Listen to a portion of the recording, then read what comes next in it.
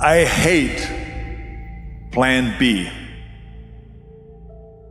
Everything I ever did, the thing that I heard out of people's mouth was, that's impossible. That can't be done. Or no.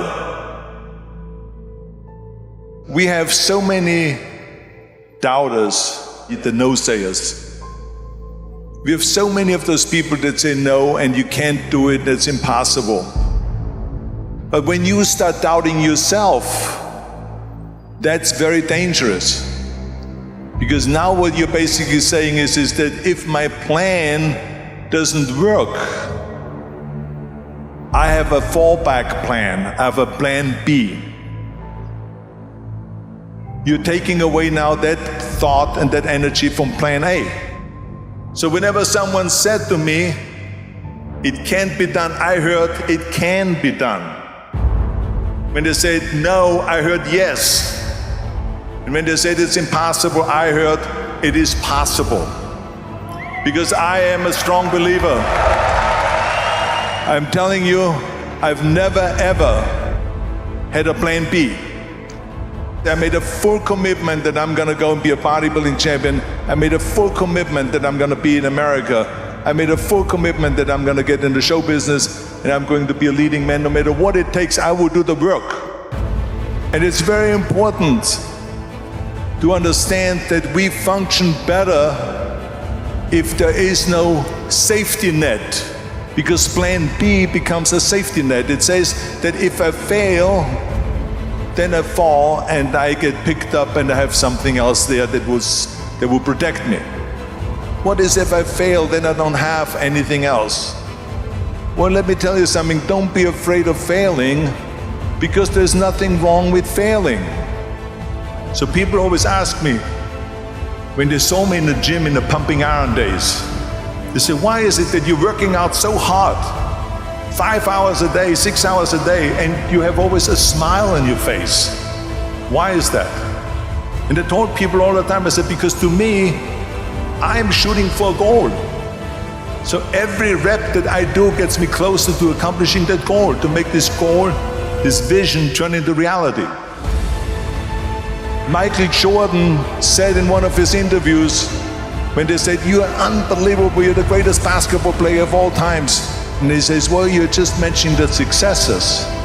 But he says, for me to become the greatest basketball player, I missed 9,000 shots when I was playing basketball at the NBA games. Does it make him a failure? No. He's one of the greatest basketball players of all times, but he failed 9,000 times. Do you get it? We all fail. It's okay. What is not okay is that when you fail, you stay down. It's all about the hard work that you put in. 74% hate their job in America. The majority of people don't like what they're doing because they're really not doing it because they didn't have a goal and they followed this goal. They just aimlessly drift around and then all of a sudden there's a job opening, so they get that job because you have to work. But then when you work, it's a chore. It's work. It's not fun. So if you think about only a quarter of the people really enjoy what they're doing in life. That is unbelievable if you think about it. So I felt so blessed that I knew what I was doing. It's like a medical student that studies and knows he wants to become a doctor. You know where to go. You see, if you don't have a vision of where you go and if you don't have a goal where you go, you drift around and you never end up anywhere.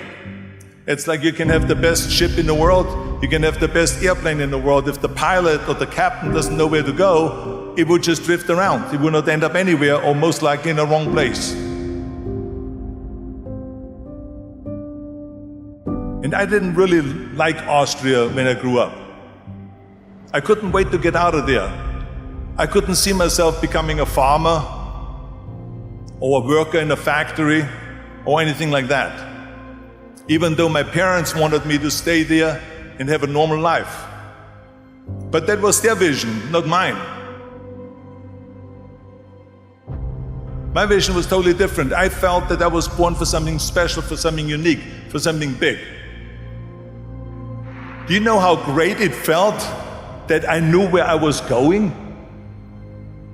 Imagine the majority of people don't know where they're going. I knew where I was going. So it was just a question of how do you do it? I'm shooting for a goal. In front of me is the Mr. Universe title. So every rep that I do gets me closer to accomplishing that goal, to make this goal, this vision turn into reality. Every single set that I do, every repetition, every weight that I lift will get me a step closer to turn this goal into reality. So I couldn't wait to do another 500-pound squat. I couldn't wait to do another 500-pound bench press. I couldn't wait for the next exercise. Maybe it has never been done before. That's perfectly fine with me. But I'm gonna do it. And I did not listen to the naysayers. With the age of 20, I went to London and I won the Mr. Universe contest as the youngest Mr. Universe ever. And it was because I had a goal. If I would have listened to the naysayers, from bodybuilding to show business to politics, I would not be standing here today, talking to you. So this is why I say don't listen to the naysayers. I've never ever had a plan B. I would do the work over and over and over until I get it. It is very dangerous to have a plan B because you're cutting yourself off from the chance of really succeeding. And the reason, one of the main reasons why people want to have a plan B is because they are worried about failing. We all fail. Winners will fail and get up, fail and get up, fail and get up. You always get up. That is a winner. That is a winner. We all have losses. This is okay. And this is why I say don't be worried about losing, because when you're afraid of losing, then you get frozen. In order to perform well in anything, if it's in boxing or if it is on your job or with your thinking, is only happening when you relax. It's okay to fail. Let's just go all out and give it everything that you got. That's what it is all about. So don't be afraid to fail. It's all about the hard work that you put in. So they all say that's impossible. That's impossible.